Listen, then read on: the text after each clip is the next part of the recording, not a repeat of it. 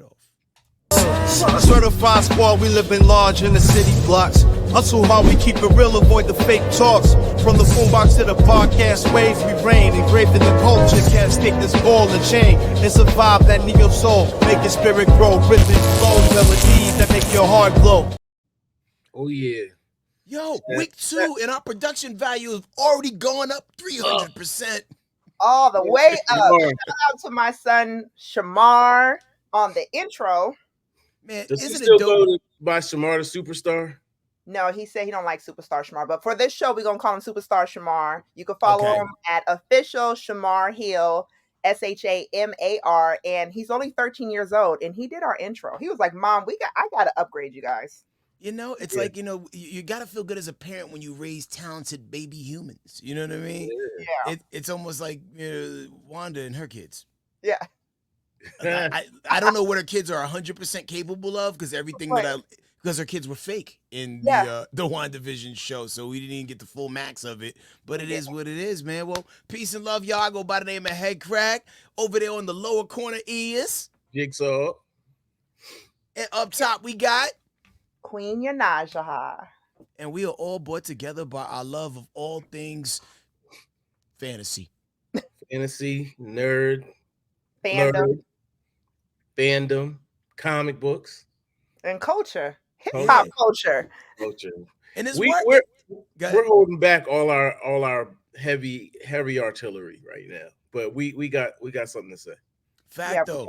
And it's crazy how like the terminology of nerd has gone, you know, into such a cool positive space, you know, in the last 20, 30 years or so. You know what I mean? Like I mean, we have entire conventions dedicated to us. Can I confess something? Come with it. Back in the day, I had my friends segmented off, and I didn't commingle those groups, those friend groups, because if you talked hip hop in one group and you brought the comic book stuff over or the Dungeons and Dragons or whatever it was, they weren't on that type of time, and it was like they would want to give you a wedgie or something if you came over to this conversation with superhero talk or fantasy talk or whatever the case may be. It wasn't cool back then. So now for it to be cool, it's almost off-putting because I'm like, man, stay over there. You know, don't come over here. You in our territory and you want to be down, but you weren't born into it. I was born into the dark. Yeah. This life chose us. Yes, exactly. You were raised on a farm. Exactly. And I think for me, it was like it was He-Man, G.I. Joe, Thundercats. Oh, like I was a tomboy. And I love Barbie too, but I Transformers, like I was always with the boys, and their toys was so much cooler. Like you could change them around, you could do all types of stuff with it, Lego, all of that stuff. And you're right. I think like within Black culture, like if you were a blurred, what they call it now, a Black nerd, you know, you hit it from the rest of your Black friends. You know, you really hit it. You kind of and you didn't talk about it a lot more as you got older.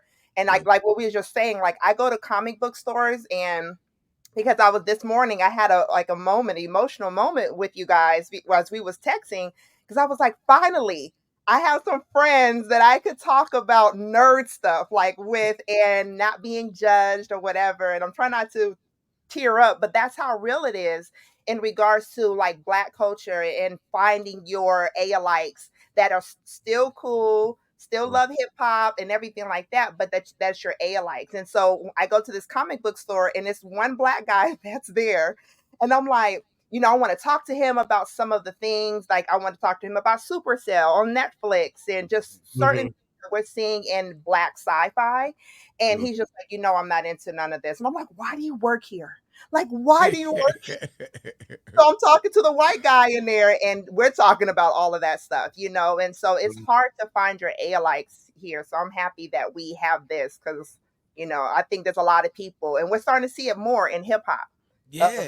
Because it's quietly been there the whole time, especially when you listen to certain artists' lyrics. I mean, and like, you know, especially when you think about somebody like DMC, who is not shy at all about his love and passion for the culture, but every rhyme he said, especially in those first 2-3 albums, was very superhero, like, crash through walls, bust through floors, jump through ceilings, knock down doors. Like that's all like Luke Cage Superman shit. Yeah. Adjacent. No. It's Incredible Hulk is his favorite superhero. With a dash of Kool-Aid Man. Yeah. Because he was busting through the walls too. He was a major superhero. You never saw the cleanup though. You never saw the cleanup. Like we're excited to see you, but then after he's gone, it's like, yo, who's gonna fix this giant, pot-sized hole that we now have in the wall here? Yeah, but even when you look at the Furious 5, I mean, I think comics and hip hop has always been marriage in a way, but I don't.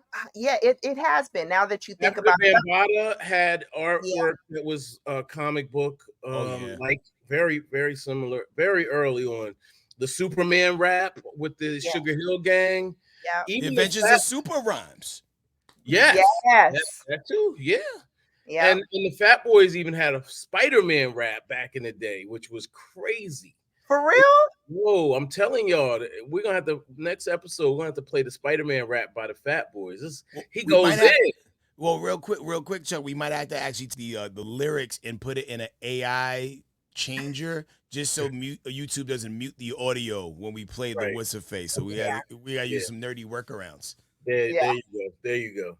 Man, but they were always there. That's a true fact. They were always there, but I think we incorporate. I mean, the secret identity of rappers alone, changing the name, becoming someone else, is completely superhero adjacent. Absolutely. Yo, what if we found out that Kendrick Lamar ain't really Kendrick Lamar's name? Right. Like, what would his name be? Ooh, what would Kendrick Lamar's superhero name be? Like his it would be a what if. K-Dot though, isn't K-Dot his alias? Like, isn't that? Hold on. I guess between that and Kung Fu Kenny. Kung Fu Kenny, yeah. Kung Fu King, or it could be a what if of King Killmonger. Ooh, he does look like K-Dot a little bit. Yeah. A what if situation. Man, and you was talking about like covers from different like projects. You think back about Outkast on the ATLians joint. Yeah, that was definitely a salute in the comic book space. Yeah. And by the way, Bill Sienkiewicz, he's a comic book artist who did EPMD's album cover. Business as usual. Yes, Kid Cudi's album cover, and I'm drawing a blank right now. He did at least 3. Oh my gosh, why am I drawing a blank? Anyway, I had the opportunity to meet him at Comic-Con a few years ago with PMD. So they were actually on the same panel. Nice. And I was just like, this is so crazy. And Bill, he's an incredibly dope artist. And I don't know exactly what his style is called, but it's very progressive and dark, but it's not like traditional, classic comic art, like say Jim Lee, who's the GOAT to me. By the way, I'm sorry I'm talking so much. I saw Jim Lee at Comic-Con and I stalked him like he was trying to get out of there, and I was like, listen, my Asian brother, what you can't not do is leave this venue without this picture. And by the way, I probably look like the Incredible Hulk to Jim Lee because I'm a little bigger than he is. And he was like, okay, but I was like, my brother, you were my favorite, my favorite classic comic artist. And I'm learning about him like literally right now as you speak, and I'm checking out his artwork. This guy is dope. Jim Lee's incredible. Yeah, give me a second. I'm trying to work as fast as I can, but man, this guy was cooking. But me and my boy Chris, we're like alikes for real. And oh my God, we're so similar. It's scary. We came into friendship through hip hop. Yeah. Come to find out, he's as hardcore comic nerd as me, but he's a DC head. I'm a Marvel head. So we clash all the time. His favorite rapper is Big Daddy Kane, mine Cool G Rap. So we're always duking it out. So Yeah.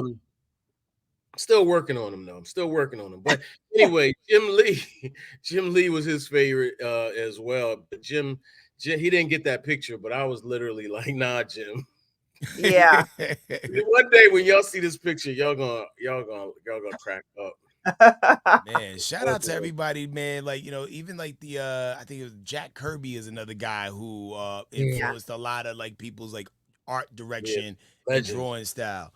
And Yeah. also too, as we talk about hip hop is in a space, we saw for the real tragic loss early in the week, man, with the passing of Chino XL, who a lot of people regarded as the Puerto Rican superhero of Yes. Yeah. rap. You know what I Yes. mean? And we were Instagram friends. And I think Mhm. we met at a show for the very first time, like in LA one time, something that Underground Hip Hop put together. Mhm. And man, like completely different than I thought he was gonna be. Yeah. Cause like, when you hear somebody like rap about so many people and just be so disrespectful with their words over beats, you would Right. just think it would be like this beat it kid energy, you know what I'm saying, when you walk up. But yo, the brother couldn't have been nicer. Yeah. Yeah. He Rest was really, I was honored to meet him years ago. I would say like 2000. Oh man, 2007 with Immortal Technique. When I was Okay. rapping, I was on I did a couple of dates with Immortal and Chino was with him. And you're absolutely right. Just big buff, superhero, warrior, type of man. And he's just, I mean, just literally just the kindest person, and the last time we saw him, me and my son, is that he Immortal brought Shamar up on stage to freestyle. Mm. Shamar had been, it was a couple of years ago, right before 2018, right before the pandemic. And Chino was right there encouraging Shamar, saying, "You could do this, you got this," and just him just being on the front line, on injustice and around, working with Gathering for Justice with Carmen Perez around prison reform work and things like that. He always just had a huge heart for the community. So, it's been a very, very, very sad week this week of that news of Chino. Yeah, rest in peace, Chino, man. I had so much respect for him because he always bigged me up. He always called me legend. He always gave me supreme props. And I hate to say this, but a lot of rappers don't do that. A lot of rappers are just constantly trying to get things out of you, trying to get you to um give them promo or write up or interview or whatever. And he Yeah. hardly ever asked for anything. Yeah. And I might add, Chino was a comic head. He called himself the Puerto Rican superhero, but he also had a literal comic book that he produced and was promoting this year. So I was encouraging him Yeah. to pull up to Comic Con. Let's do this. Let's do this Yeah. proper interview. We've interviewed him at All Hip Hop many times, but I wanted to do one based in the comic world, the other side. And Yeah. unfortunately, that would never happen. Will never happen. Yeah. But the books are still out there. He's still a superhero to us, and he's one of the greatest lyricists ever in hip hop, and I mean that. One of the not only because he's not here, but literally because that's the truth. Yeah. So yeah, he has an album that came out last year called God's Carpenter with Stu Bangers. I Hmm. encourage everybody to go listen to it. You will not only enjoy the lyricism, but the music is dope too. Yeah. And he's Indeed, also on man. Rakim's new project. Yep. Yep. Uh, and he killed it on that. Oh my God. He killed it Yeah. on that. So we have to, stream his music, purchase the Hmm. comic books, everything he's doing to support his family. Hmm. Absolutely. Yeah, He has man. So girls. rest in peace to the legend Chino XL, and he also has an action figure that has been designed and created actually by the same person who did Thurston Howell the Third's action figure. Hmm. The price point is a little on the high side, but if you a hardcore collectible, this is definitely something that you want in your collection because you're definitely gonna be one of the people who got one of the rare toy Pokemons on the block. So Yeah. support that man at all costs. Yeah. Yeah. Respect. Respect. Chino. Man, that's hard to pivot from that, man, because because it was so unexpected too. You know what I'm saying? 50 years old is still young, relatively, in the space in which we operate in, and looked physically healthy, and but sometimes you never know what the mind is lifting. You know what I mean? So so if anybody feel like they're going through a dark space, please find a support group or a group of friends that you can confide in and just kind of sometimes work out your situations and your issues, just so you could be on the healthy side on both sides, the physical, mental, and spiritual. Yeah. Absolutely. Yeah. Well said. Well said. Thank you, brothers Rest in and peace. sisters. One of the things so we have been recapping every San Diego Comic-Con. And last week we talked about Doom with the reveal of Robert Downey Jr. being Doom. So this week I had to get this. You got it. The infamous Iron Man. Well, this is 11. So I have to get 1 through 10. Fair enough. It's hard to find. They are going these prices. Yesterday's price is not today's price after that reveal of San Diego Comic-Con. How old is that issue? And does it pretty much accurately explain to people who can't fathom how this could be a thing? Okay, so I haven't started reading because I want to get 1 through 10. Okay. And it says 2017. Okay.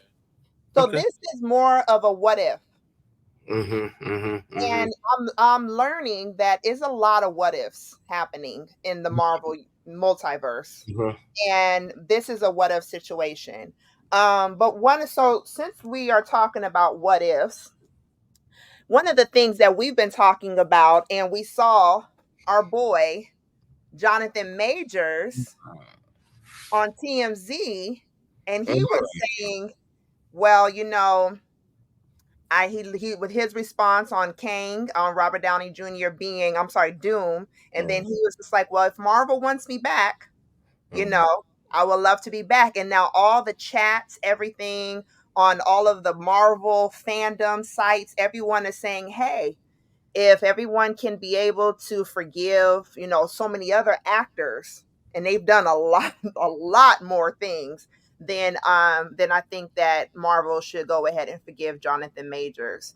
So we were arguing on should King come back, or should it just be Doom? And then we saw another San Diego Comic-Con of Galactus coming into the Fantastic Four. Wait. Are you moving on already? Are you moving on? This could be all one big villain conversation. Well, real quick, while we're sitting in this Doom conversation, real quick, there was something that you guys threw in the chat, and I was watching the video, and I'm like, you know what? This brother's spitting. Check him out. Yeah. What if Earth 838 Iron Man is Dr. Doom? When Doctor Strange travels to Earth 838, he meets the Illuminati. Notice the empty chair? That chair might belong to Iron Man of Earth 838. We see Ultron bots, hinting at his presence. In the next second, Reed Richards explains that Doctor Strange's presence destabilizes reality, causing an incursion. This is when two universes collide, potentially destroying both. Wanda's actions against the Illuminati might have triggered a major incursion between Earth 838 and Earth 616. When Iron Man returns, he sees his friends in pieces due to Wanda. An incursion follows, and our Earth 616 Avengers might win, destroying Earth 838. Iron Man barely survives, becoming the only one left from Earth 838. He will probably choose the hard way and become Dr. Doom. Remember Robert Downey Jr. in Comic-Con tease saying, "New mask, same task." New mask. Same task.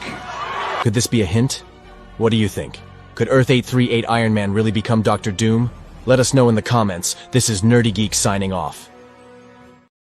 Nerdy Geek. Yo, Nerdy Geek.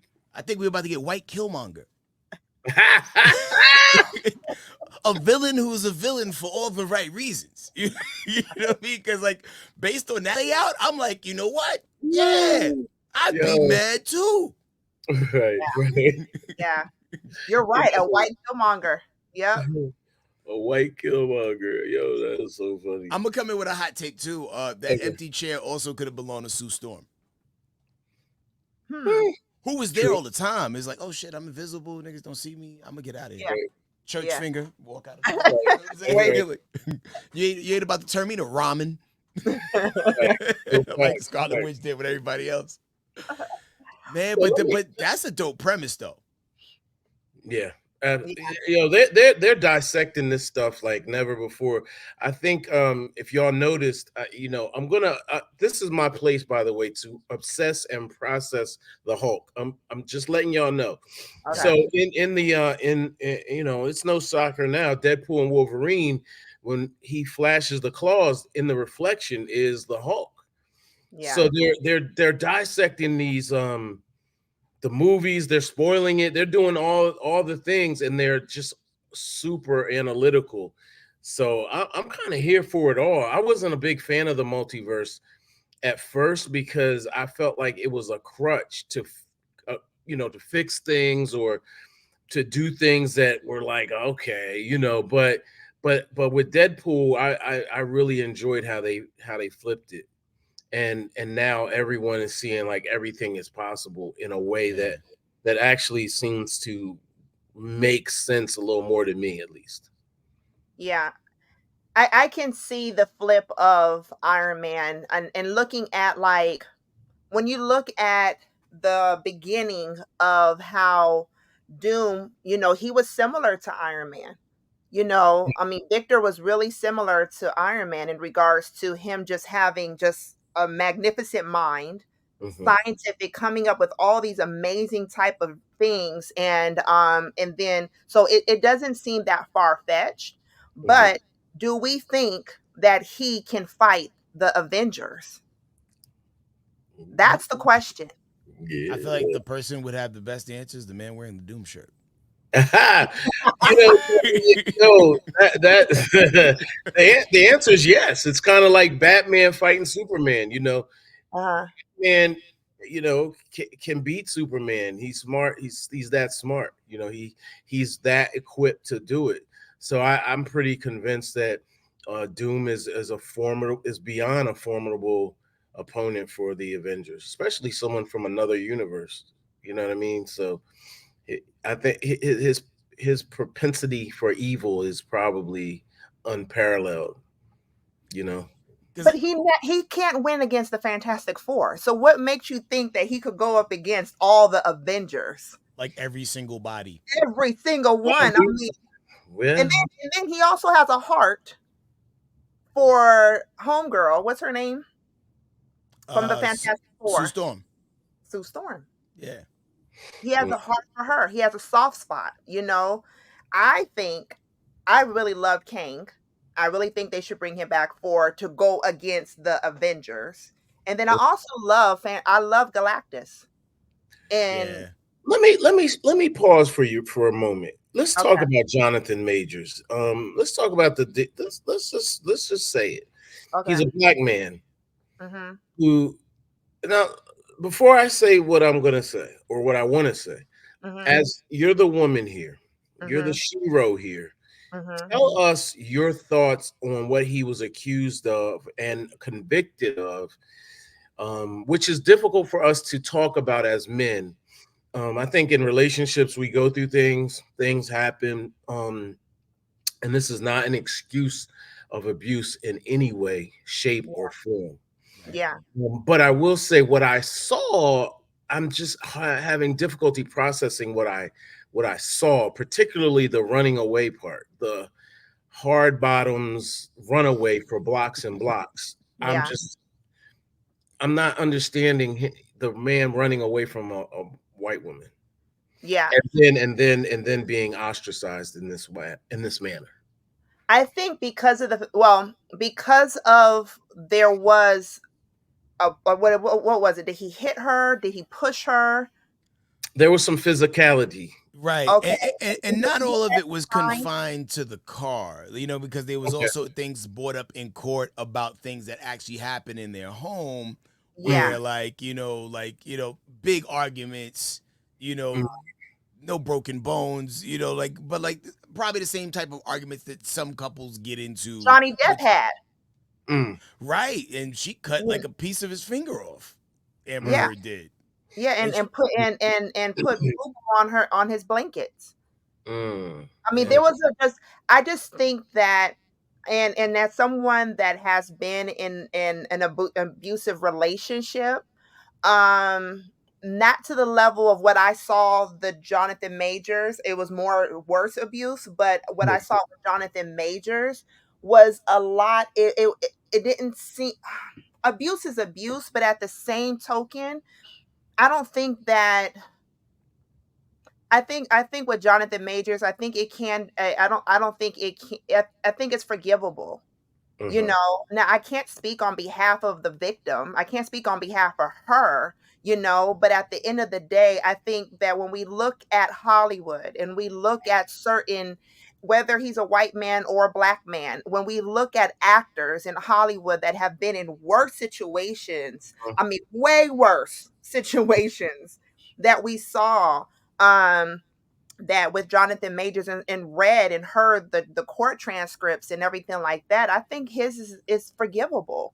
And and then I don't, and yeah, and for anyone, and now like for any woman that's out there or even man that's out there that's getting abused, please seek help. And everything. Please do that, but I also feel like in this situation, I think that Marvel should give Jonathan Majors another chance, especially if they're able to give so many other Marvel actors an opportunity to be a superhero again and to be a part of the franchise.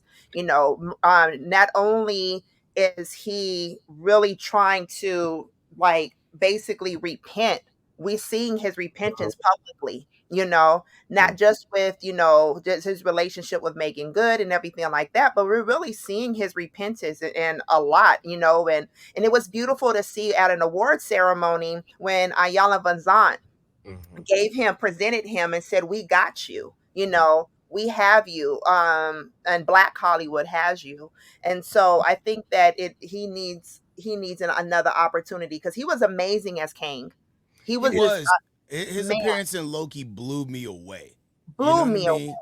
Like when you stop what you're doing and admire not just the story, but the acting and the choices done in dialogue and physicality, Yeah, and he's done, and like I've had to stop and watch his work a couple of times and just analyze it. Like, yo, that was an ill choice, and it yeah, works. yeah, I think that the irony is also that he Terrence Howard fought for Robert Downey Jr. Then gets cut, and then when he tried to go back around and ask for help, apparently, allegedly, Robert Downey Jr. was not available to do that for him. wow, And now, I'm not to say that he should do that for Jonathan Majors, but just to say that he has now this new opportunity and the money to go with it. And Jonathan Majors is totally iced out. And I mean, again, I just think that it's an interesting paradox, if you will, to yeah. the opportunities and leeway afforded others of a lighter skin complexion than our darker brothers and sisters. I agree with you on that. Like even when we look at Michael B. Jordan on the first Fantastic Four, and then he get recasted later, not by officially Marvel, but by the director for Black Panther to bring him back in. So Yeah. I do feel like Black actors in the Marvel universe needs to have more opportunities and to be able to be a staple. And Jonathan Majors, when what's the fighting movie? Creed 3. Creed. Amazing. I mean, he's a scary guy. Don't get me wrong. He's a really scary guy, Is he though? Yeah, he's a Is scary he? guy. Is he? When Yeah. he needs to be, I he haven't can seen him in a present that. You know what I'm saying? Like when he needs to be. But like when you look at most of his roles, only time he really had to be scary was, I guess technically, because like, and it's not even scary. I don't even know if scary is the word, Queen. I think maybe it's unhinged. He I does a think great job at playing unhinged people. The last man in San Francisco wasn't too scary. Oh, I didn't see that. I didn't see that one. You guys didn't see that? Oh, No, you had to see that. keep on saying that I need to see it. But you know what? Even when on Loki, when he played the lighthearted characters, it was still a undercurrent of darkness. I was like, God, he's such a great villain. Like, But as that's a testament to his acting, though. Exactly. And I never met him in real life, but I think that, and the Marvel fans, not just men, Marvel fans, but Marvel fans of women are saying, we want Kang and we want Jonathan Majors as Kang, and I think I think he should, between him and I'm gonna disagree with you on Doctor Doom. I just don't see Doctor Doom fighting the Avengers. And I think that I don't see it. And you're gonna see it. Trust me, you're gonna see it. Yeah, we're because gonna. a good point was brought up, because like usually the Fantastic Four would figure out a way to best Doctor Doom. And most of my Doctor Doom exposure comes from the weirdest places. That first Fantastic Four movie, the trash Fantastic Four movie, and then that Marvel Kids show that comes on Disney Plus, where like they're villains but they're kids. Like, I hate that show, but my kids watch it, and like I'll go along for the ride. I actually like Howard the Duck's chances at beating Doctor Doom, because he's also Marvel, and in the first Howard the Duck movie, Howard the Duck is Marvel. Yes, I forgot. He was in the audience. He was in the last fight scene in Endgame. He was. Yeah, he was. Yeah, and I really see Galactus. I think Galactus is on the level of Thanos. Of course.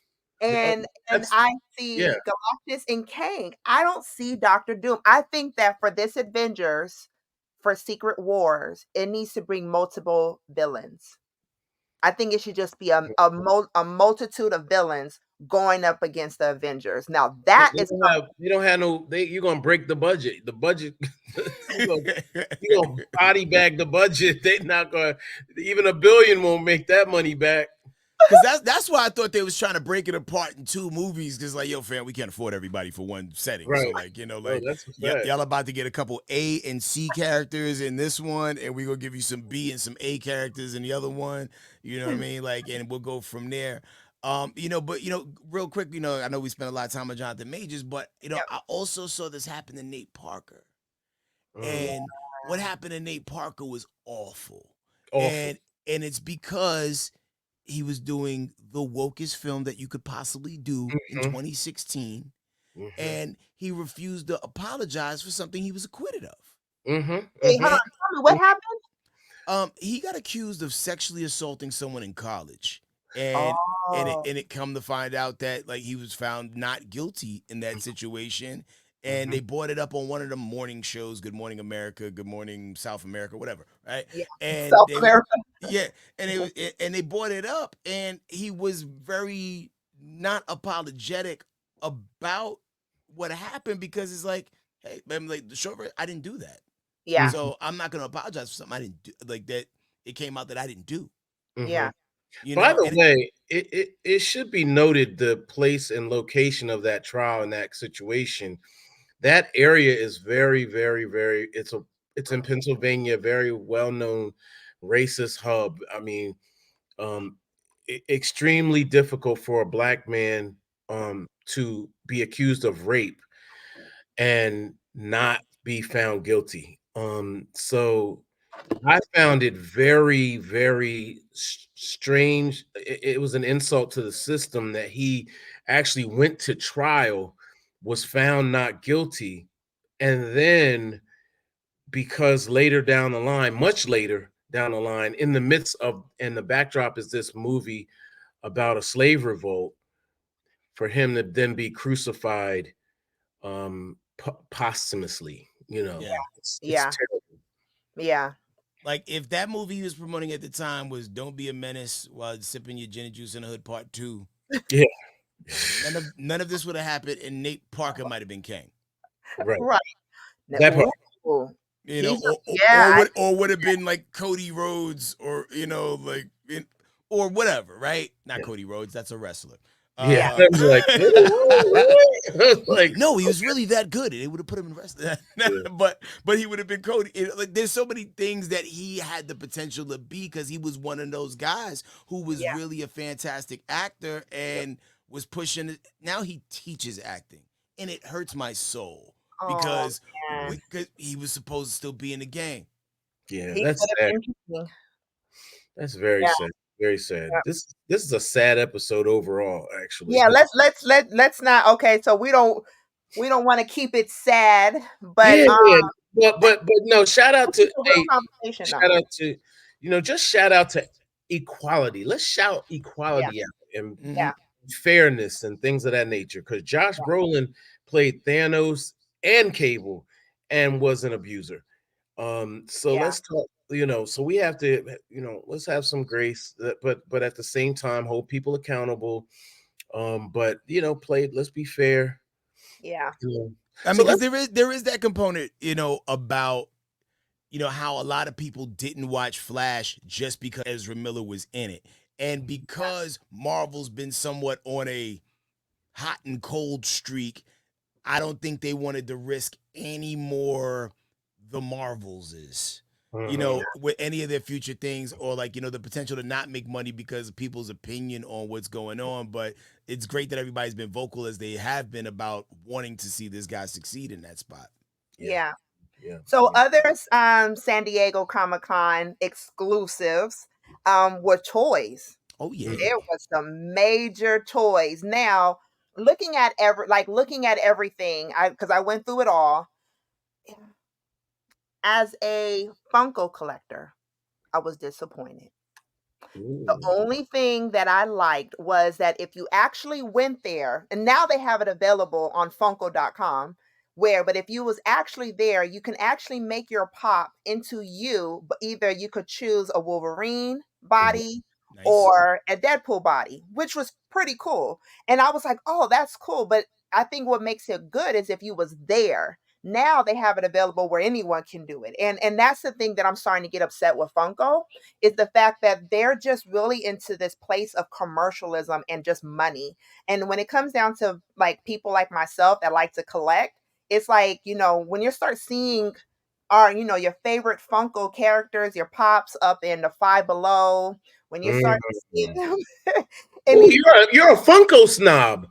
You're a Funko snob. And, no, and I wait, and I will put out the ones that be at Five Below. It'd be mostly black characters and mostly ones that was in the Eternals.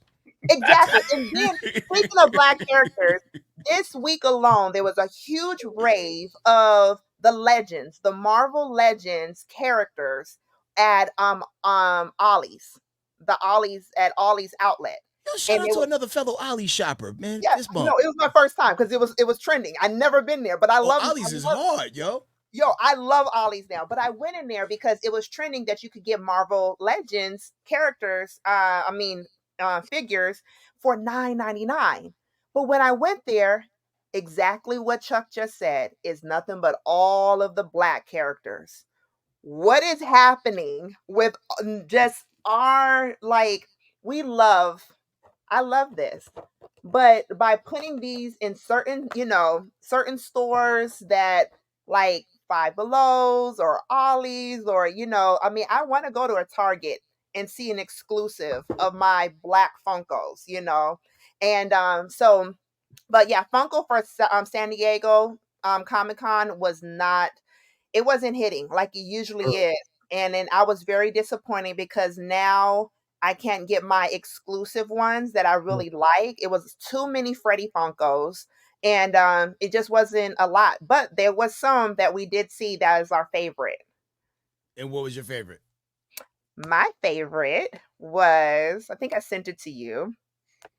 I really think that McFarlane killed it. Oh, yeah, I did see that. Yes. I didn't pull that video, but I do have the other one. All of the McFarlanes killed it. Like all of the McFarlane ones are so dope. McFarlane never fails when it comes down to like these figures that look real. My Mhm. other one that I love that you have right now is the I don't know who made this one. I just sent it to you. But It says Queen Studios. This Michael Jackson. Oh yeah, this run right here. Yeah, Yo, and Walking Dead. man, they leaned in. They went all the way in. And look on the Michael Jackson. Just pause right there. You could change the hands. You can't pause on here. Oh, you can't pause. You can change the hands and look at all of the Dune. Yeah. Terminator. Look at that. He's just coming out of the lava. Just so dope. How much do these things cost? How much do these things cost? This one is, these are between the prices of, they don't say. They don't tell us. Well, give me a guess. You could stand between, I would say the lowest price point on these are like probably $50, and then you're going up. Okay. I wish they would have picked a different era Mike to, like highlight. Like I wanted glitter glove Mike. You know what I mean? Pre-Pepsi accident. Pre-Pepsi accident, Michael. That red Captain Crunch jacket with the with the okay, I know what you're talking. Grammy Award. Yeah, that era. You know what I mean? Yeah. That's Thriller. Yeah. The Thriller when he was a little still our color, our complexion. Mm-hmm.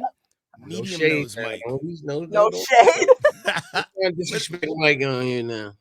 Yo, man, like Mike was gonna buy Marvel, by the way. He gave Marvel the blueprint and they took that joint and ran with it. What? Okay, we might have to table this for the next show, but Mike Jackson was ready to buy Marvel and gave them the literal blueprint for how to move forward, and they ran with it like a decade or more later. Wow.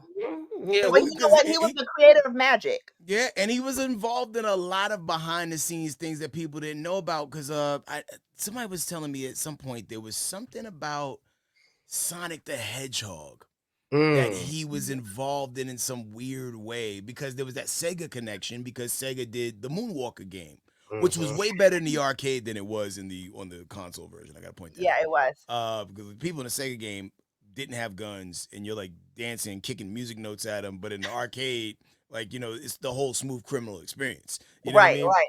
But yeah, man, and even with there were certain movies that he was supposed to be in, and at the last minute something happened, and he didn't. They swapped it out and put somebody else in there. Yeah. Man, Mike was that guy. Yeah, Mike was the guy. What was any of y'all favorites that y'all saw of some of the toy exclusives? Well, for me, it wasn't like Comic-Con adjacent, right? It's just things that I see online from people who I rock with, right? So, I think I mentioned this before. Super 7 is a site that I'm like fanatically in love with, because they're making 3.75-inch action figures of just the most dopest things. And, the Outcast action figure. Come on now. That is so dope. I wish there was a way I can put this not like right in the middle. Sorry, Chuck. Man, I hate coming here. He peeked around. Take a look at Salt and Pepper, Chuck. Like, yo, the Salt and Pepper is on point. Yo, that Salt and Pepper is so dope. They also got Bismarcky as he looked in the Just a Friend video.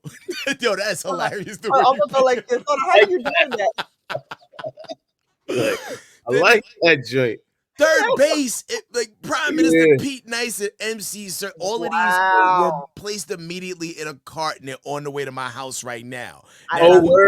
Yeah, if you want to get a little more modern with it, shout out to my guy Detail Junkie, who I don't know if I showed y'all last week. But my man Detail Junkie, let me get this guy off. Heavy D. Hold on, because okay, cool. So Detail Junkie made that the Heavy D. Action figure, but then he went one step further and made the Street Fighter edition of Kendrick Lamar.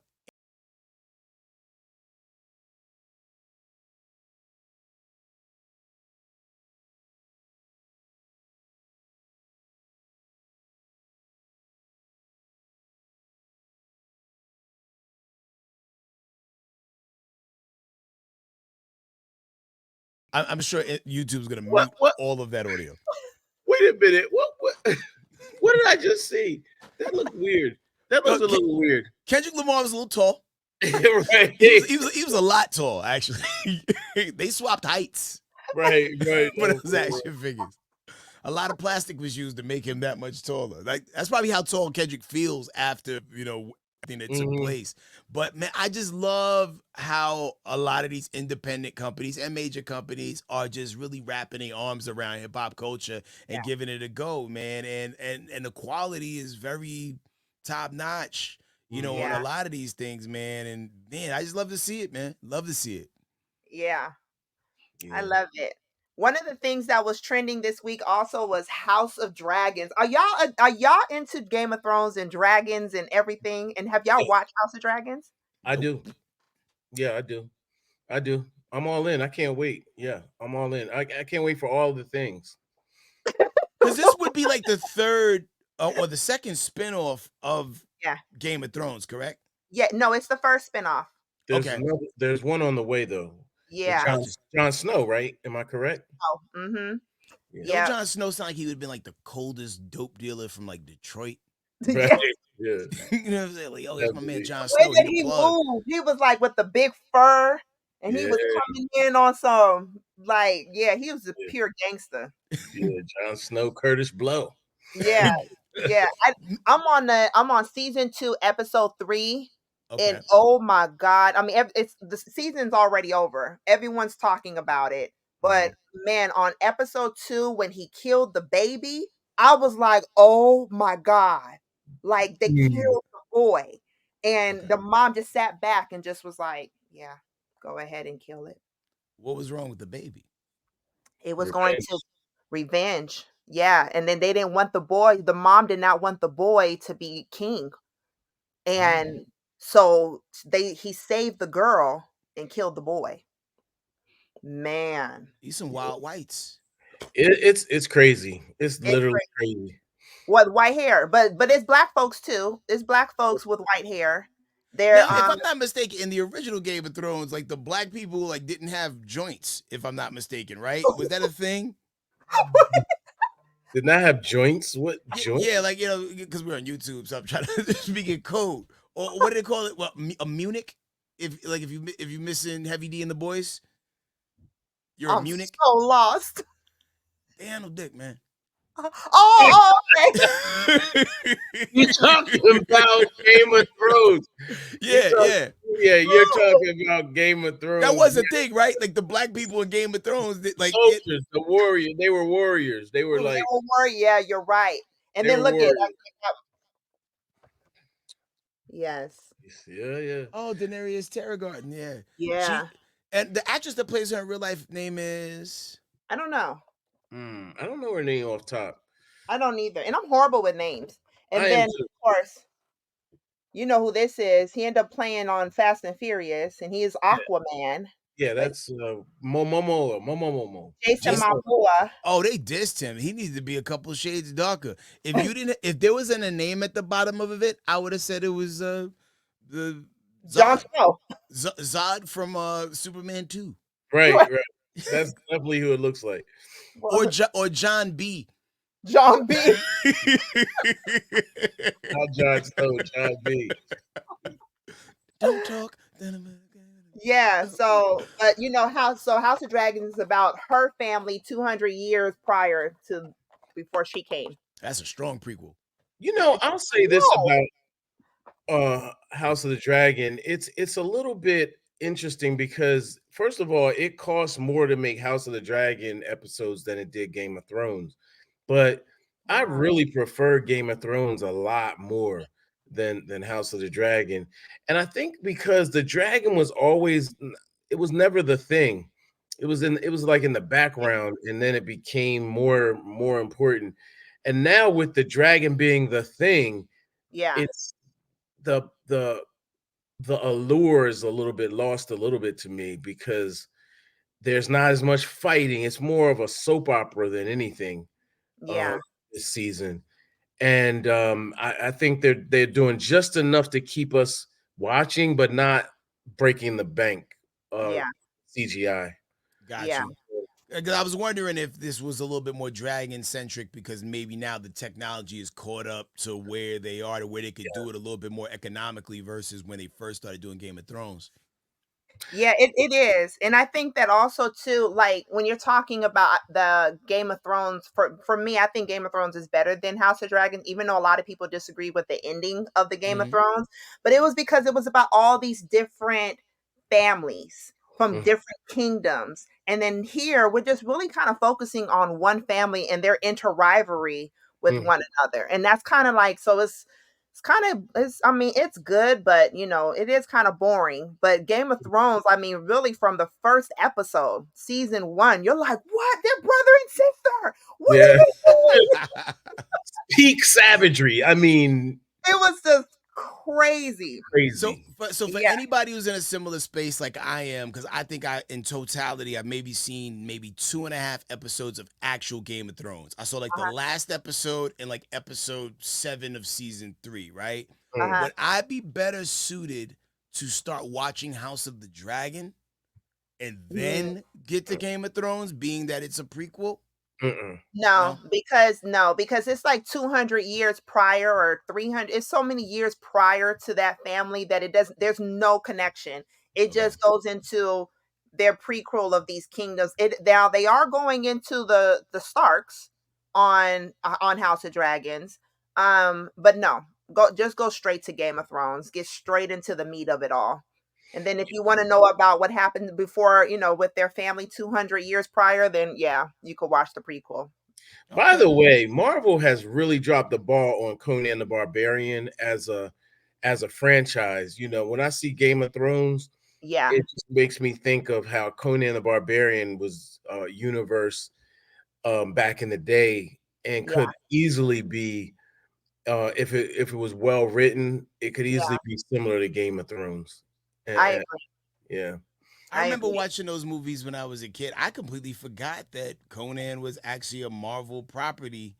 And I guess maybe they didn't really like pick up and run with it because they're so focused on this like intertwined, aligned universe. Yeah. That they don't necessarily know how to throw Conan in there. I know we're about to like maybe low key get Hercules in a minute. You know, my man who was in what's the show on Apple from Ted Lasso. Oh, him to be Hercules? Not the guy who played Ted Lasso, because that would be wild. That would be, yo. That's somebody in a Marvel meeting like, I got it. He's likable. Nah, the other dude who was always mad all the time on Ted Lasso with the beard. You know, it's like that. So you don't remember at the end of the really whack Last Thor movie where it was that like the king was like, oh, I'm gonna send my son out there, and like that was the guy that was gonna be that's the guy that's gonna be. Did I say Thor? Like he's gonna not be Conan, but he's gonna be Atlas or something, or no, Hercules. He's gonna be Hercules. Yeah. Wow. I don't know, but Hercules he's actually he would fit because he's a part of the modern day universe. He could. Well, at least with Thor, right? Yeah, it's the same world, so to speak. Yeah, I don't know. I could fit into any of this. Who? Conan. He doesn't. He literally doesn't. It's a whole nother thing. It's antiquity. It wouldn't line up at all. They got a strong it never had flashback. Yeah. Yeah. No. Conan is it was dope, back in the day, obviously, and then your boy Momoa had to be Conan, and ruined it. He ruined it. When was he Conan? Jason Momoa was wasn't it? No, maybe it wasn't him. I take that back. No, he was Aquaman. No, he was. He was in something like. Was he in something like something from Earth or something? I know that whatever movie you took, I know it bombed. He's Aquaman, but he was what in Marvel? Nah, I know what Chuck talking about. I just don't remember the movie. I'm trying to I'm trying to Google that real fast. The sleeping guy, like was he like with the little kid? It was on Netflix where he was like the sleeping. Oh no, he was Conan the Barbarian in 2011. I told you. So maybe that was them going for it and he had a beard. He was clean shaven. Y'all don't like him when he's clean shaven because he don't look. Apparently not. No, he's still no, he looks great both ways for me. Jason Momoa has gotten into such a John Wick space to where, like, you know, when you see him in his default look, I instantly always see Aquaman, no matter what he's in. You know, like, I think Lobo is going to work for his look. Fast and Furious, you saw him as Aquaman? I saw him as Aquaman who let himself go a little bit and then stayed in Atlanta too long. And how is he going to be stayed in Atlanta too long? How is he going to be Lobo? Come on, what are we doing, DC? He got that biker look, the long hair. Aquaman, literally, for like, what are we doing? How is he going to be Lobo? Chuck, think of the last time that DC moved in any space that made any freaking sense. Yeah. By the way, my friend who I mentioned earlier is off DC now. He's off DC. So we got to bring your friend in so we can find out why. Yeah. But no, he's off DC, like he's abandoned the. Yeah, he's abandoned DC. He's a Zack Snyder fan, and he's mad at the betrayal, and he's like, I'm out. But yeah, it doesn't make sense. It absolutely makes no sense for the Aquaman, the literal. You said it. You only see Aquaman to somehow be Lobo. It's maddening. It's crazy. It doesn't make. When Keanu did the last Matrix movie and kept his John Wick haircut, it's like, bro, like, what are we doing here? Like, tell us you don't care without telling us you don't care. Even if he would have took the mustache off, right? You know, he didn't even try. Right. But you know what? What's his name? DC. I feel is going to be coming back because of the Penguin. That's coming on Max. People are piped up about that one. Have you seen the previews for it? Yeah. Oh my God. It's amazing. I'm excited about it. I just hope they don't abandon it like they do most things on the Warner site. They crapped on cartoons that I love. Have you ever seen this cartoon called Close Enough? No. Oh my God. Have you ever seen the regular show? No. Yes. The regular show, Adventure Time? They're two different shows. Oh. But it comes on Cartoon Network. The regular show is about these two animals, like Mordecai and Rigby. They work at this park, and their boss is like a dude with a giant head with gunballs in it. Then there's like High Five Ghost. So the same person created that had another show called Close Enough. It was like the adult version of the regular show. It was about like two parents trying to raise a kid, and they like in their 30s, but it's so painfully accurate, the things that happen. It was like one episode where they went to a club, you know, because they had a babysitter for the night, and then somebody asked them a question, and their answer was some shit that like really pointed out to the fact that like you're 30 plus, and then everybody in the club started trying to kill them because they were old. It's a funny. The show is so funny, and they like canceled it after 2 seasons, and then removed it off of off of HBO Max, just so they don't have to pay people. See, and then their series is that sucks. Yeah, and then now they're giving us a whole bunch of animation. They just dropped a Batman animation series. You know, they're just giving us a lot of different animation. DC, I think they just really don't know what to do anymore.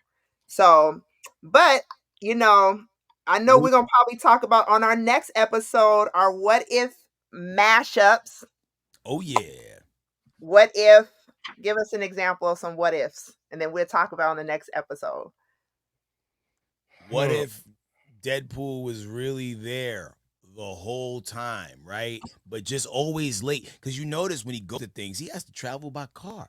He doesn't necessarily have like a jet or like a helicopter or like flying ability. So what if Deadpool showed up to everything that ever happened in the MCU, but he was just late? So like he arrived and like the bodies were all around.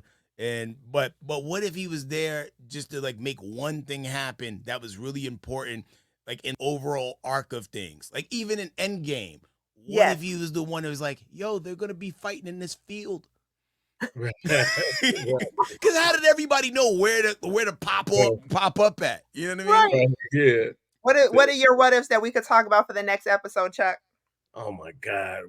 I don't know what, I always think about the Hulk. I'm just obsessed. What if the Hulk comes back in the truest form? I'm gonna have to put my mug.